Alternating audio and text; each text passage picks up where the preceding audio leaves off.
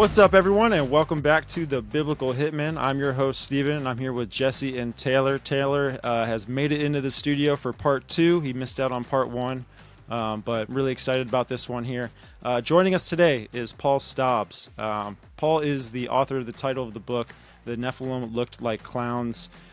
This is a part 2 of a little take on his book, and Paul's been taking us on a journey, and this is awesome stuff. I can't wait to get into this episode specifically. Real quick, just to recap a little bit on part 1. Part 1 was just like the foundation work that he actually goes over in his book. We talk about the Nephilim, we talk about the fallen angels, we talk about, pre-flood, post-flood, things that took place in the garden, and just a lot of different concepts. And also in that episode, Paul also shared his testimony. So if you haven't done so, go ahead, check that out, and you won't be disappointed. With all that said, folks, if you haven't done so already, hit that subscribe button, like the show, share it with your friends. It definitely helps this channel grow, and we just really appreciate everyone that has done that and supported us, and it's gonna get us to where we want to be. So. Real quick, Paul, thank you for joining us again, man. If you just don't mind sharing with the audience where they can find you and just a little bit about yourself. Absolutely. No, thanks for having me back, Stephen. It's good to be here. Yeah, so I am a YouTuber. You can find me on YouTube primarily, but I am on other platforms like Odyssey and Rumble, but I've fallen severely behind with backlogging all my work on there. So YouTube's the place to find me. And I do also have a podcast as well, which you can find on anywhere you do a podcast, called the Truth of Therapy Sessions, but that's also a live show every Sunday on YouTube at the same time. So that's where you'll find me. And yeah, I'm the author of the book The Nephilim Look Like Clowns, and the creator of the theory and series with over 44 episodes online to watch for free. And I've been doing the podcast circuit now for like a year to 6 months,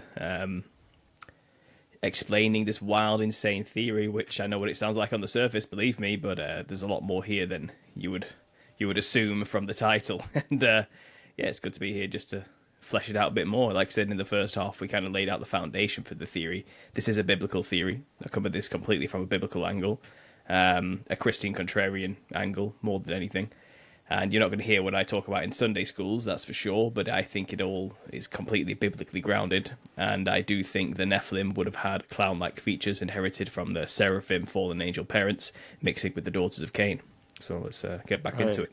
Right. Yeah, absolutely, man. So, all right, man. Well, we're strapped in. We're ready to go. I think a good place to start would be where we kind of left off, and that was where you started to kind of touch on, but we did not jump into it. We wanted to do a part 2 segment here, and this is where you were going to break to us the history behind all of this. And ready, go. Sure. So, like I said, the main history was covered in part 1, which is about the biblical history of where do we even get Nephilim from. So that's covered. So today we're going to talk about the history of the modern costume of a clown itself, and how this would start to feed into the biblical narrative, and how we can make those connections, and how I made those connections. So the costume of a clown is actually a very modern creation. It was only created about 200 years ago in 1799. Officially, the clown that we know of today, that is the common white skin, red nose, silly red wig, multicolored pattern clothing type clown, that type of clown was only created in 1799. But there's always been funny men throughout history, going back to the Egyptian times, you know what I mean? The pharaohs are quite common to have very small people doing silly things, kind of like a jester in a sense, to model the god Bes, which is like a good look god in some ways, and a god of comedy and security in a way.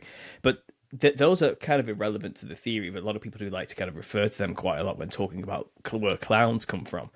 But a clown is a very specific creation, like I said, only made 200 years ago. So I can give you a brief rundown of how we got to the clown costume. And really it starts in more or so ancient Greek theatre, the Attic theatre, and Roman theatre into about 500 AD. Let's go off the official timeline that we've been given.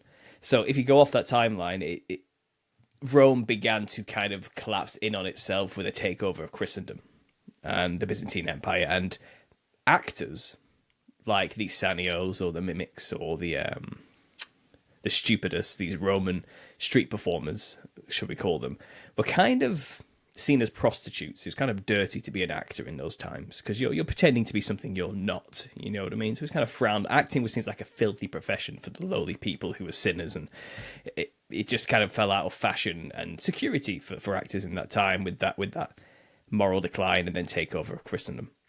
So you find there was actually a lot of out of work actors in that period of time who had to kind of migrate out of Italy and start traveling all throughout Europe. And this is where we get our first circus, in a sense, called the Commedia dell'arte movement. And the Commedia dell'arte movement quite literally ran from about 500 to 1500 into the 17th century. And it's kind of still alive today, but not as it used to be. So this is 1,000 years in the making, this history. And this traveling troupe was traveling through Europe looking for work, basically, because they couldn't really find much work in Italy anymore.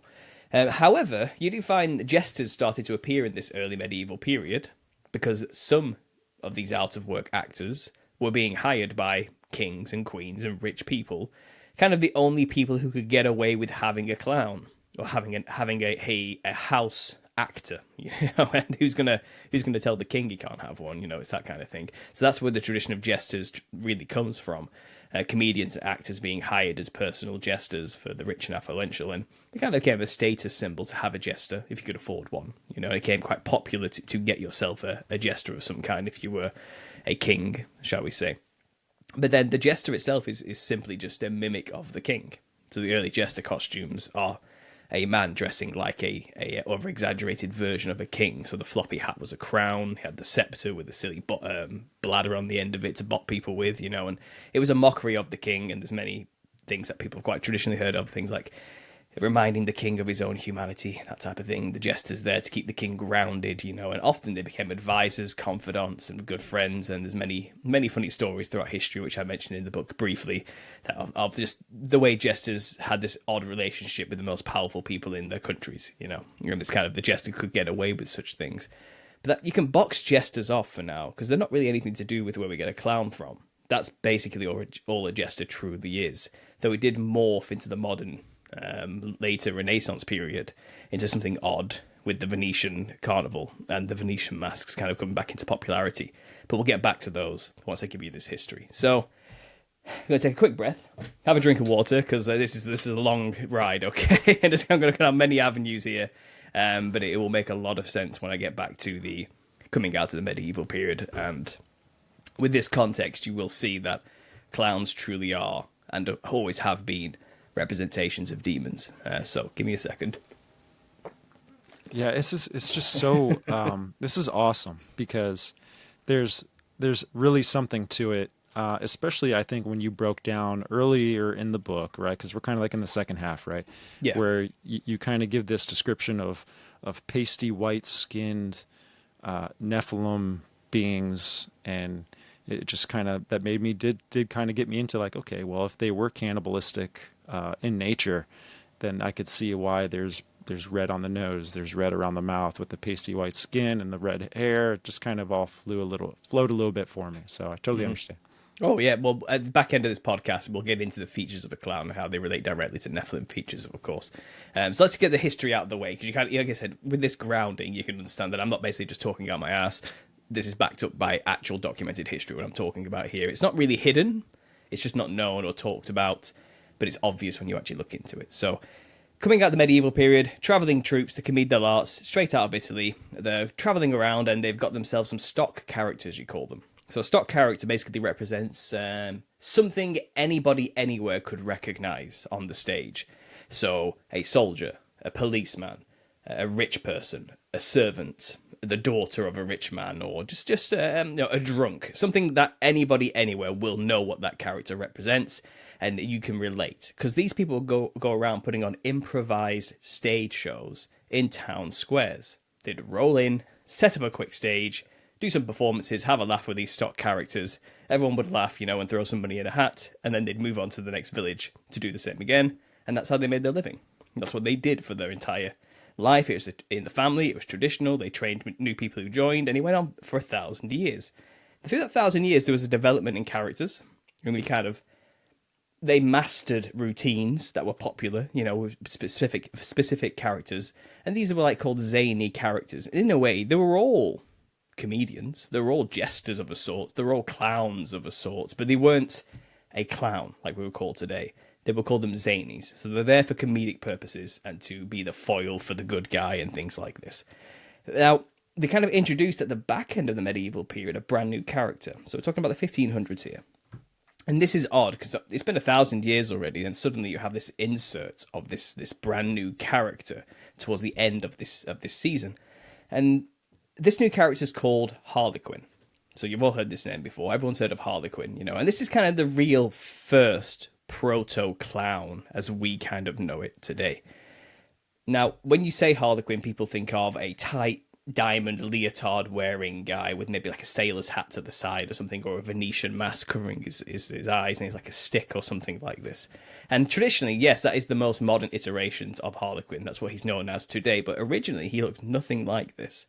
When he was first introduced, he had loose, baggy white rags on, and he had coloured patches kind of just randomly put all over the place, multicolours, with tufts of hair kind of sewn into them.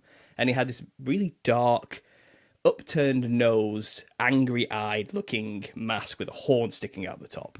And there's a specific reason why he looked like this, because he represented a very unique character, which this travelling troupe had learnt about, going from village to village, all through Europe. And I'm talking from the very end of Portugal all the way to the tips of Russia. They've been everywhere and everywhere on that continent. They knew most cultures. They'd heard plenty of stories, and they travelled their entire lives, generation after generation after generation.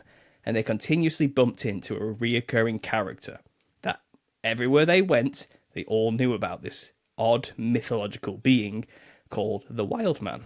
So, being a troupe that works with stock characters that everybody could recognise, they incorporated the Wild Man into the troupe under the guise of, or the name of, Harlequin. Now, Harlequin's name is unique in the sense that it's based on Northern Teutonic mythology of wild men, specifically French late medieval period monk writings about the wild hunt, and Harlequin, his name was. Now, Harlequin is kind of like a tall, brutish beast with a giant club who had a band of little demons that followed him everywhere he went, and he would just go from village to village, terrorizing the place, And there's like eyewitness accounts from this ancient 10th century monk who documented going through his village, and that's kind of where you get the first name. So Harlequins is a French version. In Ireland, they call them Harlequin. There's kind of the hairy Cain. It's like a reference to a biblical reference there of Cain being this wild beast man of some kind, perhaps a reference to, where the heritage of these beasts come from, the lineage of Cain and his daughters. So it's all kind of interlinked in the name. But that's the northern kind of influence. But then there's also this kind of Greek, Roman, Mediterranean influence that was merged together to make it look the way he did, with this like Mercury-esque vibe. So Harlequin was based after this brutish, giant, club-wielding, hairy beast. But he was also kind of quick-footed. He could fly on the stage and do backflips and somersaults. He was quick-witted, and he had a magical air about him. And this is because he's modelled also after Dionysus and of the Thracian culture down south, which is Romania today, that kind of region, the Baltic Sea region, and also the Italian traditions of Arlecchino, which is kind of like a drunk, along with Mercury as well, who has the feathers on his feet and his caduceus staff. Dionysus has his thyrsus staff with a pine cone on top, and the brutish wild man had a giant club. So Harlequin, which is Arlecchino, or Harlequins, kind of in this blended together called Harlequin, is a club-wielding, multicoloured, patched-skinned, hairy, tuft monster who was really fleet of foot and fast and quick-witted. It's like a mashup of all these themes from different regions of Europe representing this godlike hairy beast man. Now, the wild man, we have many traditions of the wild man all over the earth. It's not just European in nature. And I go into my book and I do lay out where you'll find the hairy wild beast man on every single continent, in every mountain, in every condition and climate. The most popular being, the northern the northern regions of America and Sasquatch. That's probably the most popular one you guys will recognize immediately. But they are quite literally in every single country with their own unique name and backstory, and they all look the same practically. So, where do you get the wild man from? Well, I think the wild man is kind of the cold climate version of a Nephilim creature in some way. They're just hairier than their southern, warmer regioned brethren who are very skin orientated. You know what I mean? They're going to the Rakshasa demons of India, let's say, who are completely naked most of the time because it's very hot. The further north you go, the hairier they seem to get, is what I've kind of noticed. But we're talking about demons here. Giants, so Nephilim, demonic, cannibalistic monsters that could control many little demons. Now, not only was Harlequin's kind of like this mysterious figure that could control lesser demons. If we go back to the book of Jasher, it's talking about the last end times just before Noah's flood, so that particular ending reset version. It's saying that humans started mixing themselves with animals. There was like a mixing of kinds thing going on.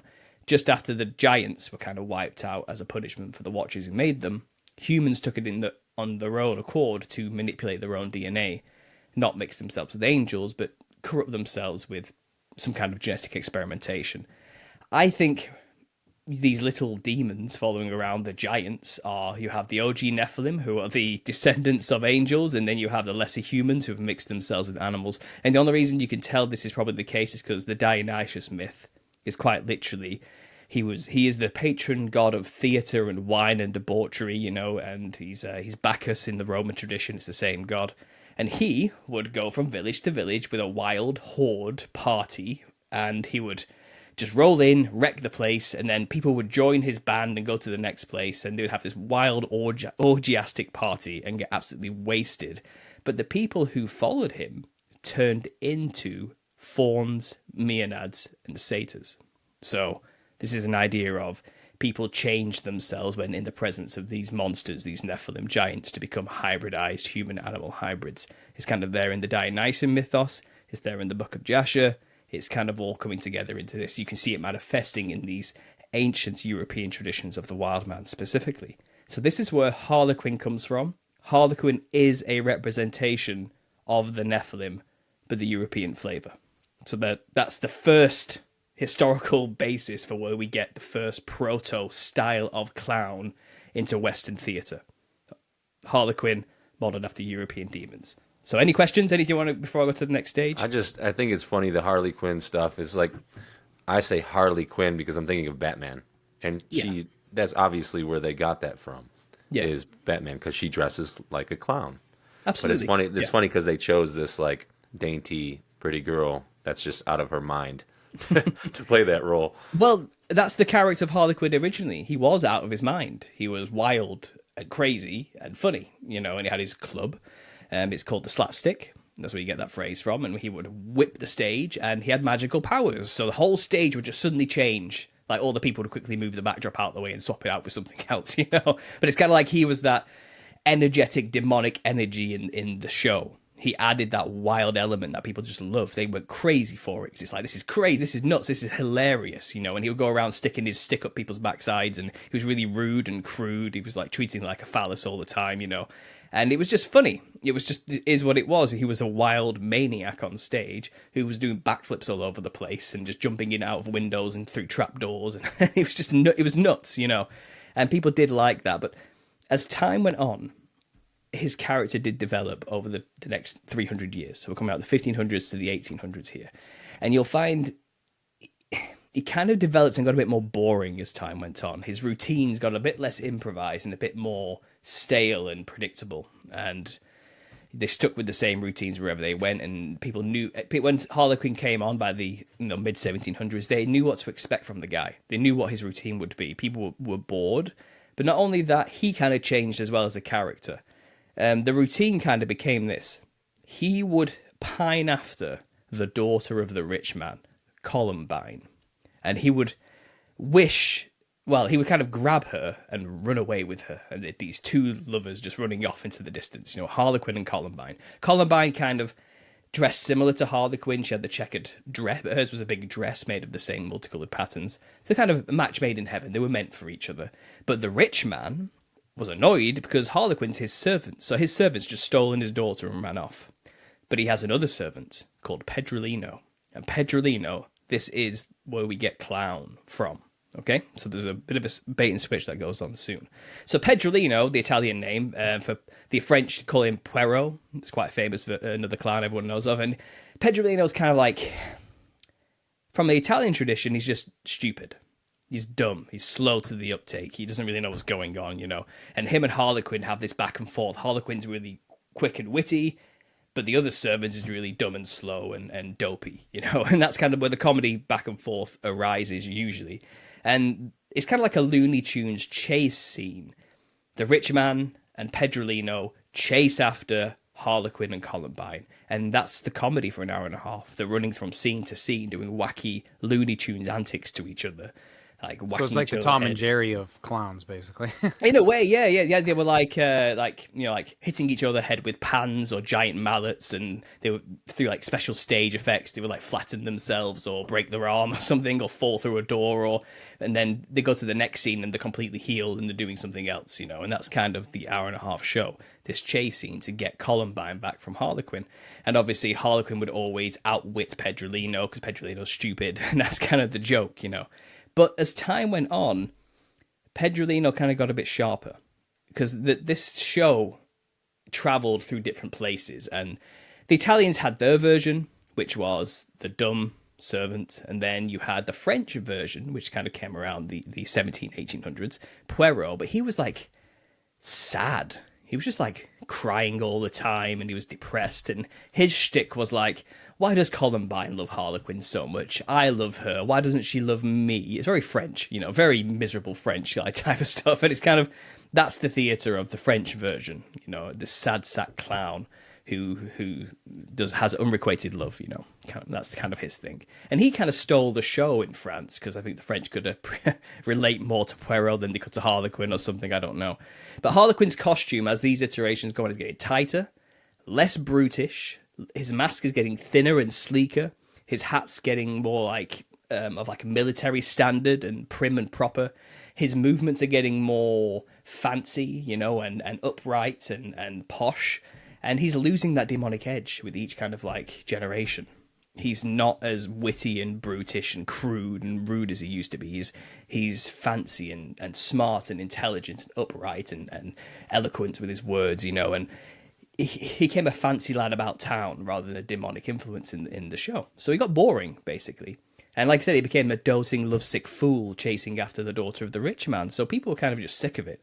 But Pedrolino, people thought he was funny. It's like, this guy gets it. You know, he's finally some comedy with his stupid antics, you know. But Britain took it a next step further when the British theatre took hold of this and took the tradition and ran with their own. Their version of Pedrolino, which we called clown, this is where we get the word clown from in Britain, it was not like these other Southern European versions of Pedrolino. It was just like Harlequin was originally. Wild, crude, rude, doesn't care about his boss at all, only cares about drinking alcohol and eating sausages, just out for himself. You know, he doesn't give a crap about anybody, and that's kind of, he was that demonic element once again inserted back into the Commedia dell'arte tradition, and Harlequin was just fading out of popularity and got boring and bland. So the comedy was still the same. It was Pedrolino versus Harlequin chasing after the daughter, but everyone loved the British clown more and was rooting for the clown rather than Harlequin now. Roles had switched. So the demonic character of Harlequin transferred over to the British clown. There was a role reversal. So in spirit alone, the clown of the British Commedia dell'arte version is based off the demonic spirit of Harlequin originally. So there is that. But let's get into the costume of the clown. Up until this point, around about 1789, something like that.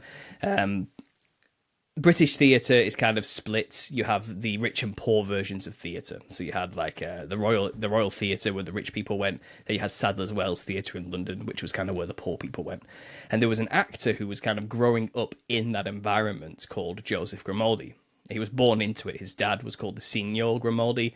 He was funnily enough, he was the dentist of Queen Charlotte when he first came over from Italy, and then he quit that profession to become a dance instructor and a stagehand, and then leaders of the plays in that region. So very odd switch, but very much involved with the upper echelons of society in his time. Like I said, the dentist of Queen Charlotte's quite a profound job to have, I suppose, for the day. But he went into theatre, and his son with him. Now he was a horrible father. He abused young Joseph Grimaldi a lot and kind of forced him into the trade and had him on stage at the age of like 5 and was whipping him around. There's one accident where he threw him into the stage by accident, but the young Grimaldi, look, he was okay, but he could have probably killed himself quite easily in that process. But the point is, he grew up and was always being abused and kind of shouted at and belittled by his father. But he was a great performer. Like, even from a young age, young Grimaldi was hilarious. And I think he was always kind of going against his dad in a cheeky way. I think that's where he got his comedy from, his cheekiness.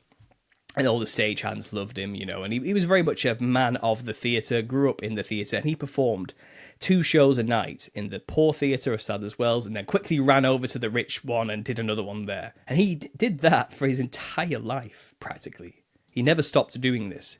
And, he had to run across London in 10 minutes to get to the next stage just to put on that next performance in time. And he never missed a show, So this guy was serious, and he was hilarious, and he was all in all clown. Like, he was just a embodiment of what you would consider a funny comedic clown today.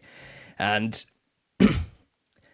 he never really got his big break until, and this is where politics gets involved, it gets a bit weird now, he married the daughter of the man who owned the Sadler's Wells Theatre. So this is called Richard Hughes. Richard Hughes, he created the first British circus. Okay, so it wasn't what you think it would be, though. It's the first time the word circus had been used to describe what this was. But the first British circus was by a guy called Philip Astley, and it was horse tricks. You'd have this ring, and you'd get on top of a horse and run around in a circle, and you'd do backflips off the horse and handstands and things like that. And that was the first proto-circus of Britain. Philip Astley was an ex-military man where everything was on horseback, so he knew a thing or two, and when he came back after duty, he opened this this amphitheatre, he called it. But then Richard Hughes kind of saw this and how popular it was, and teamed up with a guy called Charles Dibdin, who was a powerful media mogul of the day, playwright, songwriter, and he had a lot of money. He was a Freemason, a member of the Leicester Lodge, and he teamed up with Charles Dibdin, and they opened their own amphitheatre horse trick place, and they called it the Royal Circus. And that's the first time you've heard that word used in Britain to describe anything of the sorts. So Charles Dibdin created the first circus in Britain, so called with that name. Remember that, because that name's going to be important soon.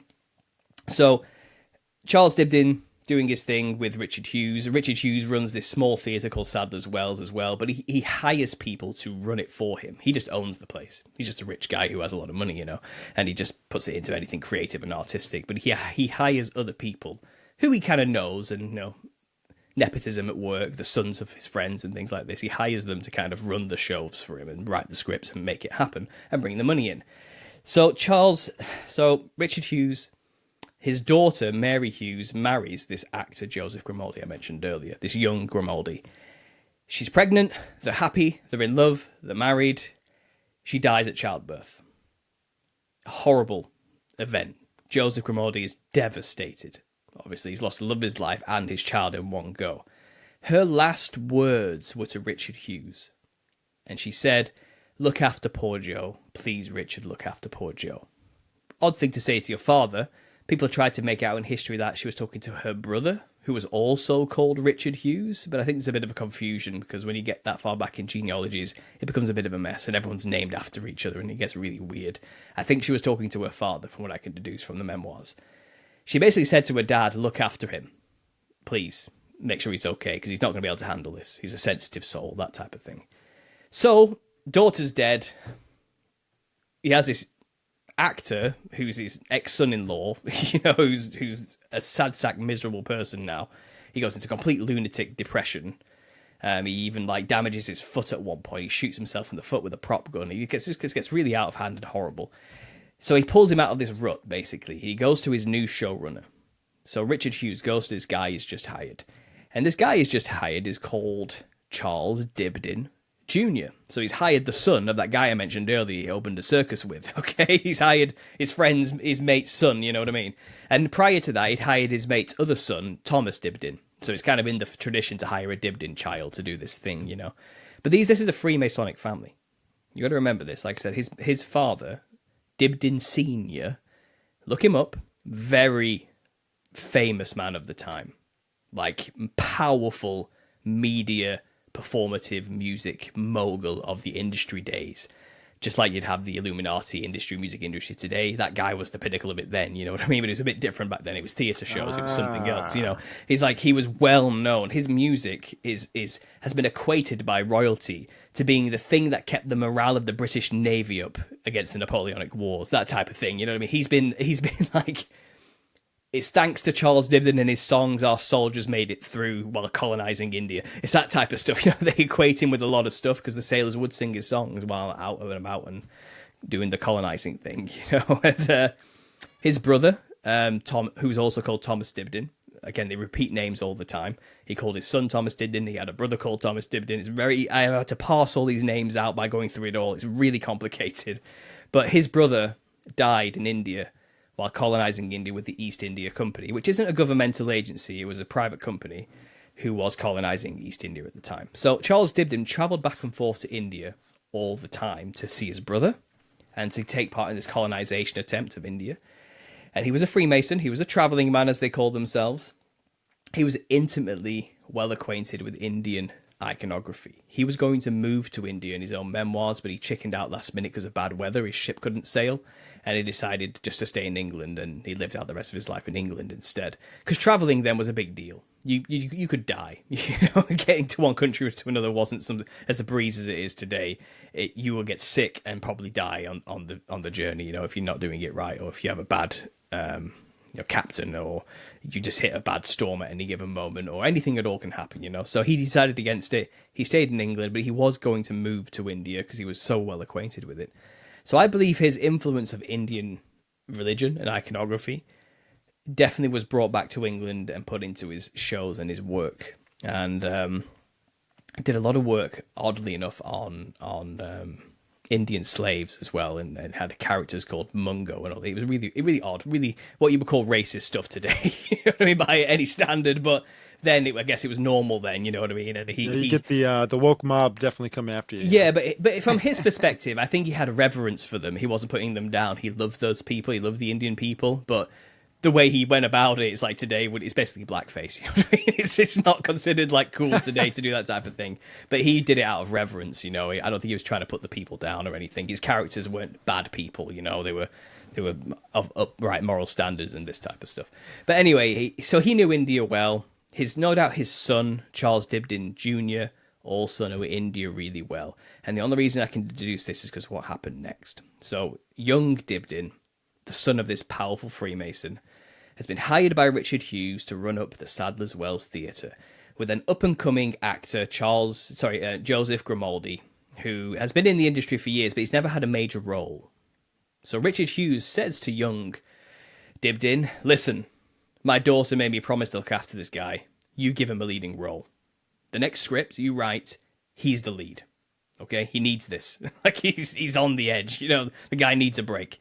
Give it to him. And then I fulfilled my promise to my dying daughter. I've done my bit. He's on his own then. Whatever. Do what he needs to do, you know. So Charles Dibdin Jr.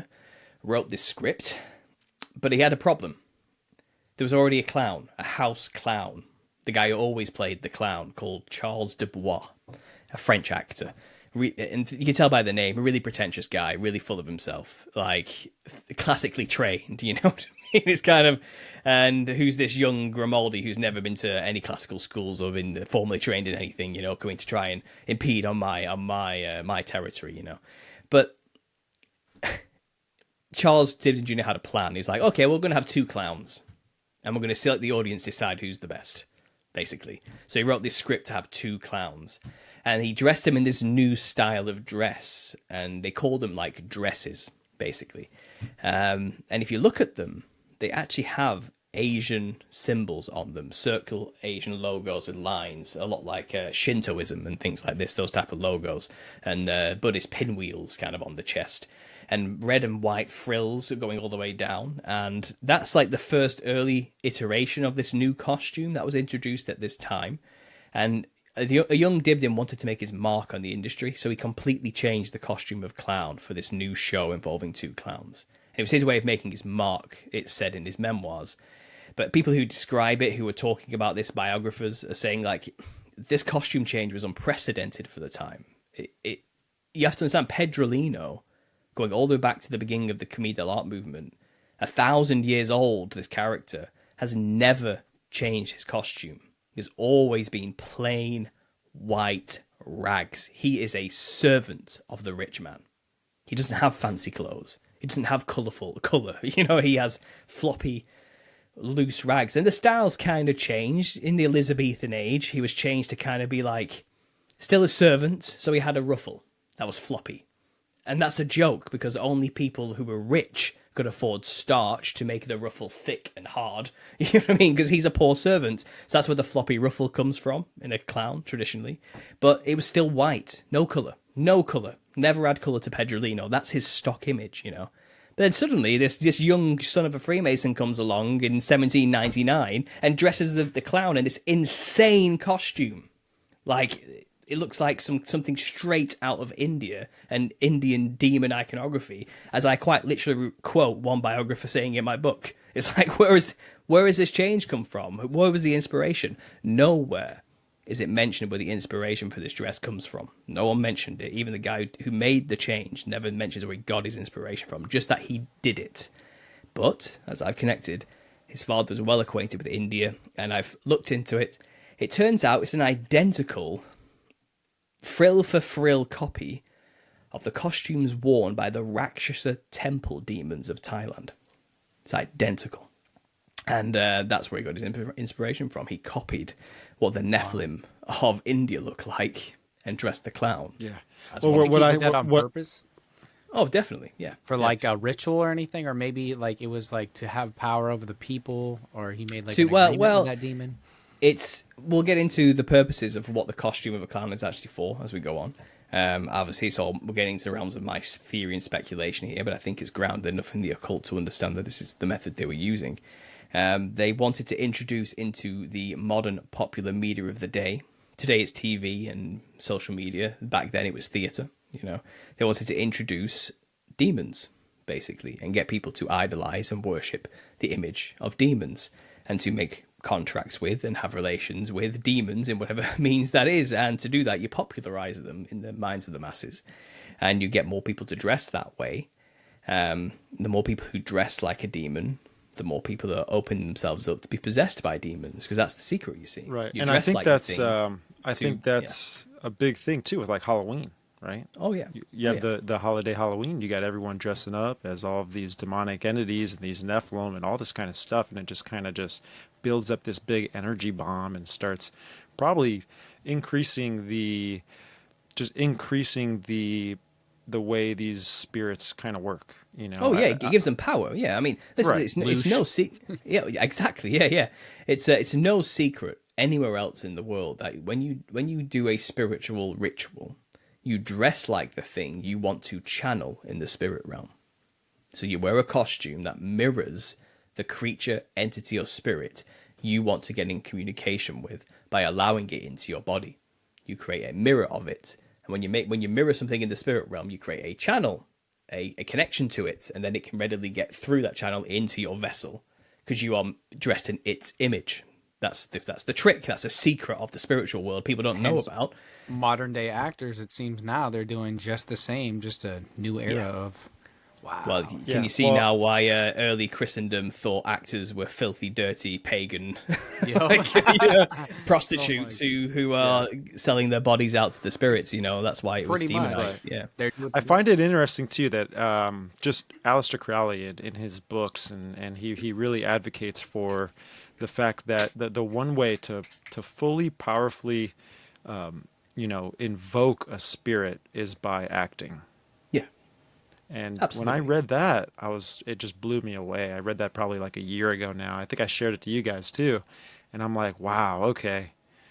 It's a secret. It's a trick I of the can see trade. it Yeah, now. it's an occult secret. In the West, it's an occult secret. Only those in the know really know about it. But everywhere else, it's common knowledge in like most tribes around the world who practice these shamanistic rituals. Like they know what a costume is for, and they take it very serious. It's sacred to them. Zulu tribe too in Africa did a lot with that too. Like they would dress There's up a, and like. there's a lot of take tribes on in these Africa. things. Oh yeah, I know lots of them that do that. It's rife with it. Absolutely. Hollywood considers this method acting, right?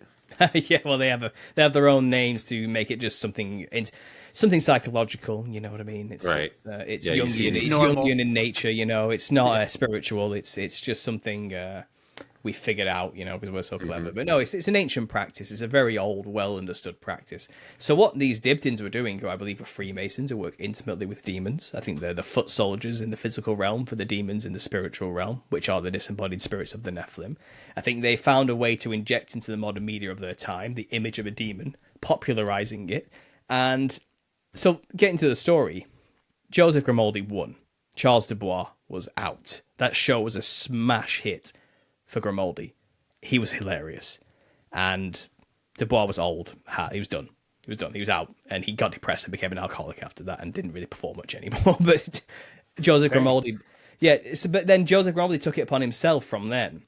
He had this new costume, which was given to him by the son of a Freemason, which is the exact copy of a Rakshasa demon.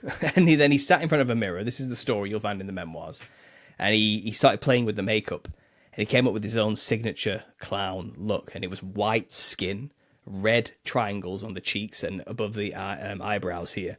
And some blue patches here and there. A wild, fuzzy red wig that came out the sides like this.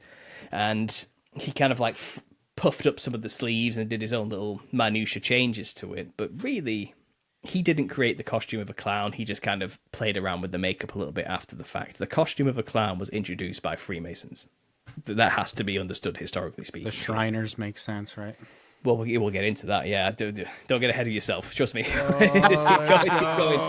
Let him go. Let's go. Yeah. Let him cook. So, like I said, the costumes change now, and it's quite fitting that the clown, which replaced Harlequin, who was based after European Nephilim, has now replaced Harlequin in character and in demon form, but he's gone by the Indian flavour of Nephilim instead.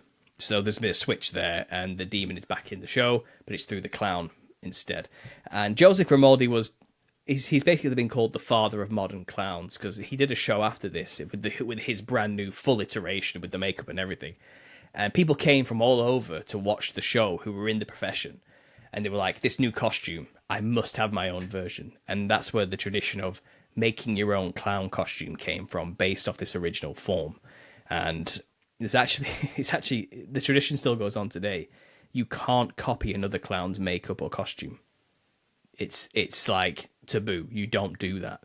In fact, what you have to do, what it's encouraged to do, if you're a professional clown, you have to trademark and copyright your costume design on an egg. And they have this thing called an egg registry. And this artist will paint on the egg your makeup and your style and put it in the registry. And that's how they keep it. That's how they keep a record of what your clown is. And it's like a tradition that goes on. But you have to understand, all modern clowns for the past 200 years are based on the Rakshasa representation of Joseph Grimaldi, of Indian demons. That's what they're based on. All of them have come from that root source now. And it's not really changed much since then, to be honest. It's kind of got a bit more refined. The symbol kind of got hijacked a little bit as we go into America after this. So this is British. This is the British inception of the clown. Joseph Grimaldi goes on to live a horrible life. He marries another woman who nursed him after his horrible foot injury. He doesn't really love her, though. He's just with her for convenience. They have a son who grows up in the tradition. The son gets murdered and is a brute alcoholic and basically dies a horrible death. So Joseph Grimaldi loses another son, and he dies alone and a crippled arthritic who can't move in agony, and broke because he kept having his money stolen by people he trusted who were taking advantage of him. He's a very naive person. Hilarious on stage, sad behind the scenes. Quite stereotypical for a clown, but that's basically his life. He died penniless, broken and alone.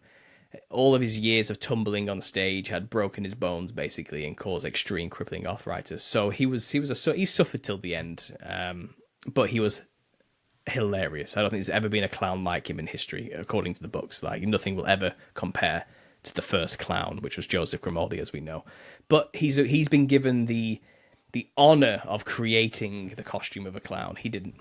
Freemasons did it. He's just been given that to cover it up, basically. When you actually look into where the clown came from, it was Charles Dibdin Jr. Do you think that part of the Freemasonry, do you think they give them all these positions, but in order to get that, they either like kind of sacrifice their sons and daughters to these, that's why they ended up horrible deaths and stuff like that. Based off what I've saw with Freemasonry, they kind of tend to do that. I don't know. Well, I think they keep it in the family, and if you play ball, you benefit and you get rich. But I think there are sacrifices that have to be made to get to higher levels. That's for sure. Right. And I think they're all at varying degrees, and all the varying degrees of knowledge. When you see how Freemasonry works, they don't all know the same things. And I think when you get to the upper echelons, you're basically a Luciferian by that point. You are full on a worshiper of Lucifer. Just that topic right there just makes me think of Princess Diana for some reason. Wow. I'm like, oh man. Yeah, well, yeah. Something? Well, it could have been. It could have been. I think every now and then you have to prove your allegiance by taking that step, and it's either you're an asset or a liability to the society. And if you're no longer an asset to them, then they're no use for you. They'll kill you. So you have to continuously prove your worth when you're in one of these societies because you know too much. And if at any moment you're slacking or not providing or continuously proving that you're on their side, well, you're just a liability now. So you end up getting offed and killed. I think that's why a lot of musicians who are in the industry keep playing until they're dead, until they're 90 years old on stage. And it's kind of, why don't you just retire already and go enjoy your grandchildren? Haven't you made enough money? They can't stop.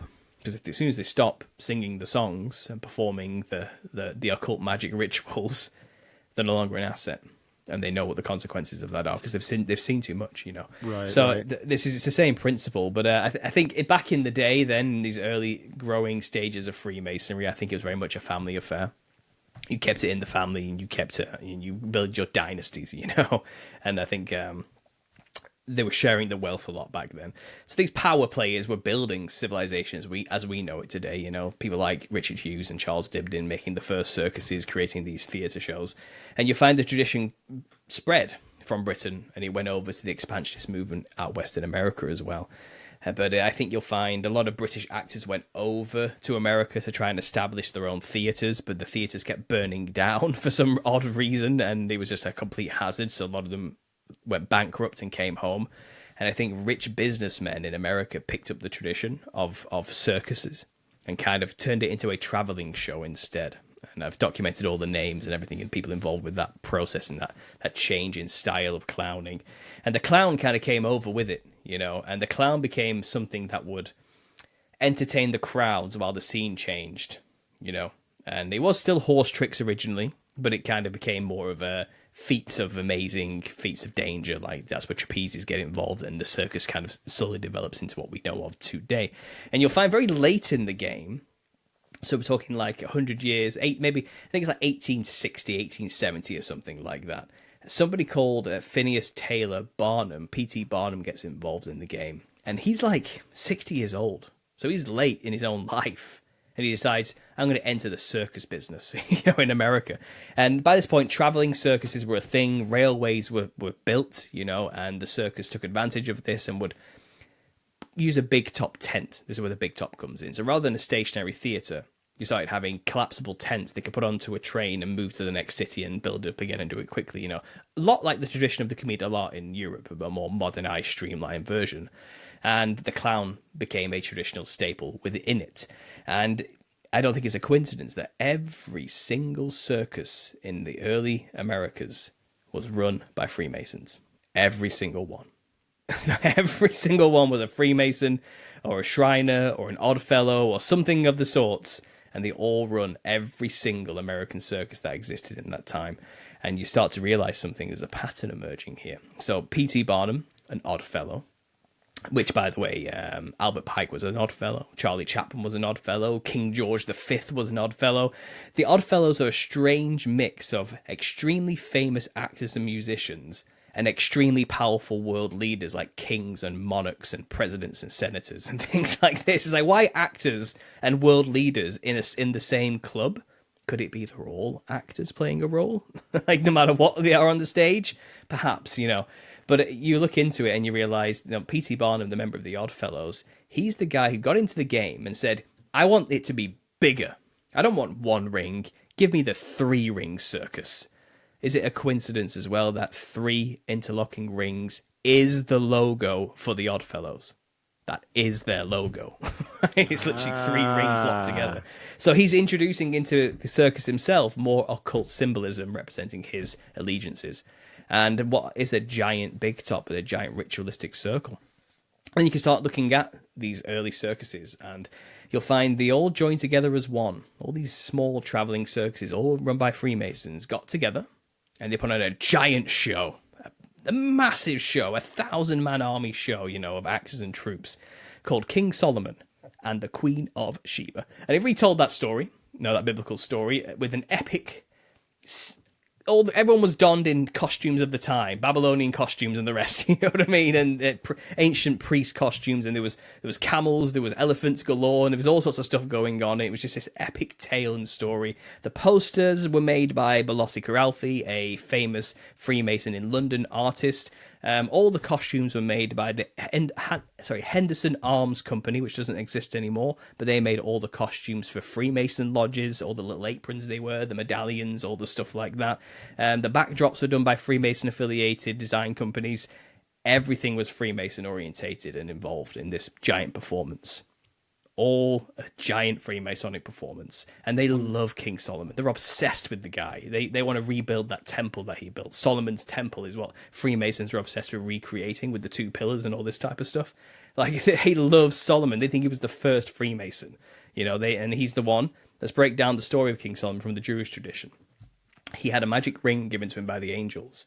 And he used that ring to summon demons and use them to help him build his temple. Okay, that's the tale. Now let's look at Freemason lodges. Every Freemason lodge is run by the Grand Worshipful Master. And it is only the Worshipful Grand Master who's allowed to wear a hat, traditionally a black top hat. No one else is allowed to wear one. And they'll tell you on their website, even today, what that means. The hat represents the crown of Solomon. Okay, they'll tell you. It's not hidden. It's not a secret. It's not even a cult. They just tell you on the website now. Go look at it. It's there on the website openly. What Freemason symbols mean. The black top hat, crown of Solomon. They'll tell you. So let's look at the ringleader of a circus. The Lord of the Ring. The ringleader wearing a black top hat. Right? King Solomon, the Lord of the Ring. Orchestrating the ritual, which is the circus performance. And what does he control in the circus performance? He controls clowns, which are an analog for demons, which he used to build his temple with. So an entire circus performance is an analog for Solomonic demon summoning rituals. Well, no wonder there I felt you weird have it. going to it. Yep. I was, Golly. as a kid, I hated that, man, going into circuses. I always got this weird vibe, and I felt very uncomfortable. The whole clown shtick was just kind of weird to me. I had no idea. There's a reason people, like kids, are scared of clowns, man. And I feel like it's the demonic presence that it literally and spiritually brings in. I don't know. Exactly. Yeah, but yeah. I think ignorance of the spiritual law doesn't make you immune to the spiritual law. It's kind of like, well, I don't believe in diseases. It doesn't mean you're not going to catch a disease. You know what I mean? It's kind of, if you dress like a clown, you're playing with fire, you're going to get demons. Right, that's what will happen. That's what the point of that costume is for. The clown costume is just a westernized version of ancestor spirit worship costumes in their rituals everywhere else on the earth. Okay, and the back end, well, the book I'm writing now, volume 2, is going into those cultures all around the earth that dress in their ritualistic dresses and masks and do their dances and rituals and sacrifices. What they wear is exactly like what we would call a clown, but it's their version using their materials. Right. Well, their motifs, it's different cultures, same spirit, Exactly.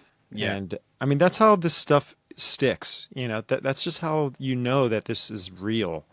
Mm-hmm. And the one thing that I find real fascinating is that people today, and I say this so many times on the show, but I'm going to say it again, like the occult and the practices of the occult are so normalized today, people can't discern whether it's, of evil origins or if it's just the fact that, you're just sending emojis to people through text messages. Mm-hmm. And I think there's something to it when, especially there's some demonological books. There's some other books where it talks about King Solomon and his sigils and all this kind of stuff, where you take these sigils, you compare them to like emojis in our time today, and you can line them up and go, oh my goodness, like, is it a demon sigil? Is it, now, correct me if I'm wrong, but sigils are kind of like, it's artwork to act as a portal, right? Is this something that kind of... Yeah, sigils are personally created images that represent a spiritual concept which you can form in your own mind and make a connection to the spirit realm with. So what you do is you visualize in your mind a spiritual concept, let's say a specific demon you want to get in touch with, and you will create a sigil while thinking about that demon. And then you've created a physical representation symbolically of that thing in the spirit realm. When you create a mirror of something in the spirit realm, you create a channel, therefore allow it in. Yeah, so it's magic. It's dark occult magic. And I only know this because I literally at university, I wouldn't say befriended, more he wouldn't leave me alone. It's one of these situations. I attract weird people, always have done. And I ended up attracting this outspoken Aleister Crowleyan occultist. And he would tell me... He'd tell me about sigils, you know what I mean, and how they work. So that's the only reason I know. And yeah, it's a very personal thing. But so a lot of these old sigils from like the Goetia and things like this, they specifically represent specific demons. Yeah. So it's like their version of manifesting things. It's like modern witchcraft is like, I'm manifesting my destiny type. Oh yeah. Same principle, same concept, just recycled. Absolutely that. Absolutely, right. I think a big thing too is like you have all these energy bombs going off. People can't see it, and it's because there's all this ritualistic occult practice that people are doing every day. And maybe the world would be a better place if the occult wasn't as normalized as it is today, and people are just pushing these energy bombs and they're maybe the Amish and the Puritans had it right. Eh? Maybe we should have artwork or electronic. Yeah, yes. That's the thing. Yeah, it's dark, but imagine that on a grand scale back in the day with these circuses. So everything's a symbol for something. The clown's a symbol for a demon. You got the Grand Master, the Ring Master is the analog for Solomon. And then you've got everyone coming to watch the ritual and get in the circle, and then the performance happens, the summoning ritual happens, and then everybody's giving their energy to it in one giant circular tent with these weird striped lines everywhere. And you have to remember, the disembodied spirits of the Nephilim are trapped in the physical realm. And I think when people take psychedelics and DMT, they just see more of the physical realm. They're not going to a special place. They're just becoming more and more aware of what's actually here, and it looks nuts and crazy. I think there's a spirit world right here on Earth with us, tandem to our physical realm. In fact, they are the same place. It's like a coin, two sides to a coin, We live on the top of this, and the spirit realm... Well, maybe we live on the more bland side, and the spirit realm's underneath like this, you know what I mean? But it's the same thing. It's the same creation. Upside down. Yeah, something like that. Stranger Things. Well, so you're saying that Earth is flat. Yes. This guy. I am a biblical cosmologist, so I would say it's definitely an enclosed system at least. But anyway, moving on from that's a whole other podcast. But awesome. I agree with you. Don't worry. yeah. Moving on from that, it's kind of they have the warp to the woof to reality, and the Nephilim are on the other side. They're still here on Earth. We just don't perceive them because we have a very limited bandwidth of the color spectrum that we perceive. When you take psychedelics, you're basically opening up the pupils and letting more information in. You're just seeing more of what is rather than going to special places. I like to think of it as you're witnessing the plumbing of the universe. It's perfectly natural. You need that stuff going on behind the scenes to make this reality happen. But that's the place of disembodied form. So it's loosey, it's goosey. There's no solidity to any of it. There's no bodies, and I think spirits are trapped there, kind of melding into each other and disembodied. They have all these urges but no senses to deal with them. They hunger, they thirst, they have desires and drives, but they don't have fingers or mouths or noses or ears or eyes to sense things and experience things. They are desperate to get out of this eternity of torture with no body, so they want your body. Sounds like hell. It's hell. It's hell to them. Yeah, it is. But these people take DMT, like, oh, I'm going to this cool place full of these crazy jesters, man. Isn't it so cool? It's awesome. And it's like, it's hell to them. You get to go back after 10 minutes. Could you imagine an eternity there? I don't think you could you? You know what I mean? But 10 minutes is 10 minutes. Wow, but we get to come back to our bodies. They are not privileged enough to have that. They don't have that anymore. They don't have bodies anymore. They were wiped out. Yeah. And this is why we have possession. This is why we have people out there dressing like jesters and clowns to channel them in these shamanistic rituals. And it's a transactional deal. You make a deal with the devil. You make a deal with the demon. Okay, demon, come into my body. I'm going to drink the blood, smoke the cigars, drink the alcohol, have the orgy while you're in my body. And you get to feel and sense all of those things vicariously through my fingers, through my eyes, through my nose, through my taste buds, through my senses. And you get to feel those pleasures you crave so much. But as a deal, I want power. I want the strength of 10 men. I want to be able to cut and not bleed. I want to be able to levitate. I want to be able to read people's minds. I want power in exchange for you using my body for your pleasure. And that's possession. That's willing possession. That's a transactional deal these cultures all over the earth are continuously making. Right? It's just in the West, we're a highly Christianized area of the world, the demons can't do it. They can't be so open and brash about it. Right. It has to be a cult here. They have to find a sneakier way of getting into our bodies, because we're not just going to be openly willing to making contracts with demons. So we have occultists who do it in secret, like the Freemasons or Aleister Crowley or whatever, whatever occult clan is out there who's doing these odd things, these rituals to get demons to turn up and go, right, demon, come on, make the deal. I want power, come into my body, but don't tell anybody because they'll know and they'll ostracize me from society because there's Christians everywhere. And heaven forbid the demon gets exposed by a real Christian, and the Christian does what? Cast it out in the name of Jesus Christ with all authority. Amen. Too dangerous. That's not optimal for a demon. It's best not to be known that you're there. It's best to stay hidden. So you find a lot of people are possessed by demons, and they don't know it. They're being subtly influenced every single day by demons that are within them to do things that they wouldn't choose to do themselves, to sin repeatedly, to have odd lusts and desires, because the demon in them wants the vessel to do those things so they can feel it, so they can experience those things, okay? Now, the clown is just a quick way of opening people up to more demons so they can get this done more readily. And, every year, there's a new reboot of The Joker or It or something clown related. There's a new clown serial killer, whether it's Itchy the Clown in the 90s or you've got Art the Clown now, Richie the Barber. I'm not even going to go there. But there's always a reiteration or a reboot of a clown-like figure to get everyone dressing like it for Halloween every year. There'll always be a new popularization of that image. Because they want people to identify with the clown and dress that way. It's all about getting more and more people to dress like clowns. Because the more people you can get dressing in clown-like features, pale white skin, red hair, psychedelic clothing, the more portals you're opening for demons to readily get into people's vessels. It's that simple, and there's no complicated matter behind it. We're living in clown world now.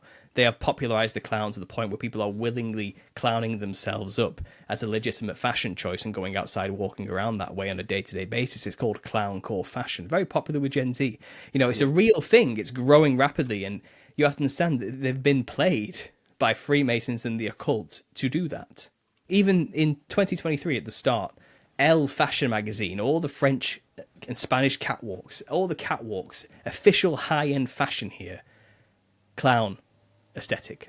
Right? They're all walking down catwalks dressed like clowns, and it's kind of why that's ridiculous, right? But then you understand what we get in the outlet stores trickles down from these outrageous catwalk costumes, and we get like a watered down version of it, but you're still getting more and more people to dress like a clown in a legitimate way. And it's subtle because we don't know in the West that the clown represents a demon. What is a clown to us? Something fun and silly for the kids. That's the perfect disguise.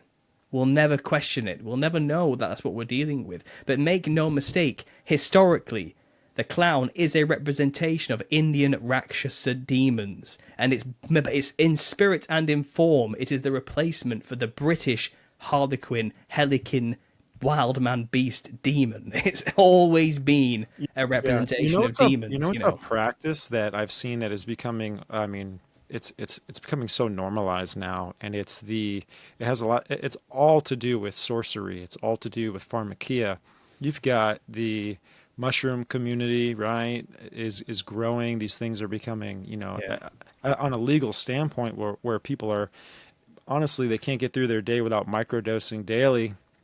And another thing, especially here in Florida, that's been kind of on the uprise, and it's new, and it's these ketamine IV therapy sessions where people are using these drugs to get off of addiction, and they're getting the help from the spirit realm, and they don't even know it. I think it's where these jinn or these befriending, oppressing entities are helping you with what it is you want to accomplish. And I say that like with 100% certainty, because I have a buddy of mine, and he was getting through school, and he started having these experiences where he was doing mushrooms, every day, or at least 2-3 times a week, and he would always increase his dose.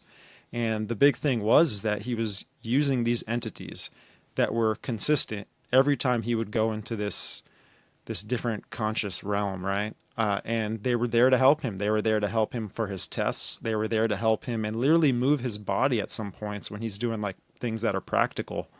Mm-hmm. And wasn't it the same? He saw the same lady every time or something like that? Well, he saw the same 3 entities every single time. And so when he was doing these things, I still know him. I'm still his friend. And I was like, hey, ask him about Jesus.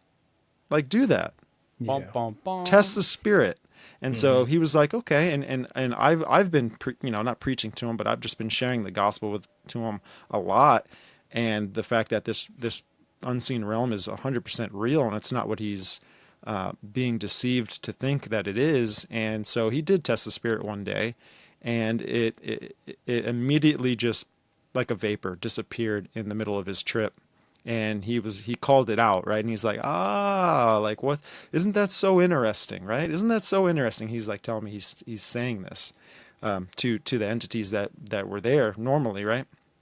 And so they vanished, and they came back, and they said, oh, we have all the questions that you're seeking about God, but you have to like believe in what we're telling you about it.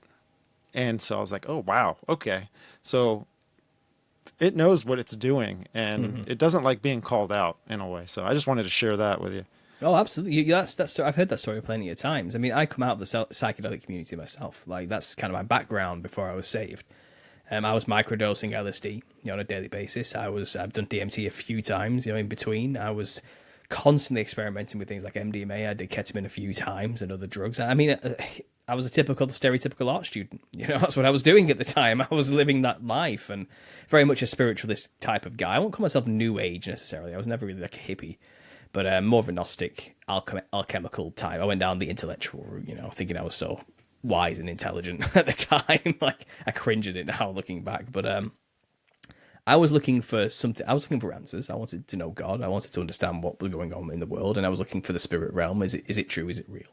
So I unequivocally know there's a spirit realm. I've seen it. And you can't unsee something like that, and it was easy for me to get to Jesus after that, after witnessing that proof. And I thank God that he pulled me out of it. And, I haven't touched anything like that in over a decade, and I'm done with it, and I'm completely so I don't even drink. I suppose caffeine's my worst addiction now that I'm still working on, and I'll get there in the end. But that's it, But that was everything else prior to that. And my book is, I did a chapter at the end of it called The Psychedelic Testimony, and it's a love letter to the psychedelic community to let them know, listen, you're not going somewhere special when you take these drugs. The information you're getting from the entities there is nonsense, with a G in front. It's Gnostic nonsense. The DMT jesters are not your friends. They're not some psychological Jungian representation of the human shadow that you need to integrate in order to better yourself as a person. They are separate, tangible entities from you with a reason for being there. They are the disembodied spirits of the Nephilim, which look like clowns in physical form, now look like wide-grinning jesters in spiritual form. They have an agenda, They hate you. They're using you. And it's been well received and not well received, but that's the message. Like, these are not your friends, and you're not going somewhere special when you take these chemicals. There's no answers at the bottom of that barrel.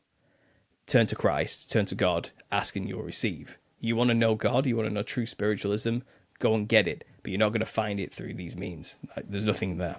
No. Yeah, and I think that's a really important message, because I think these entities, they've given us the keys to furthering our consciousness, or opening up that door to where there's like this astral realm people can mess around in.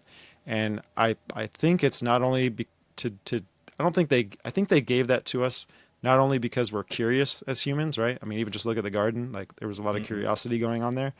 But I also think that they're masters at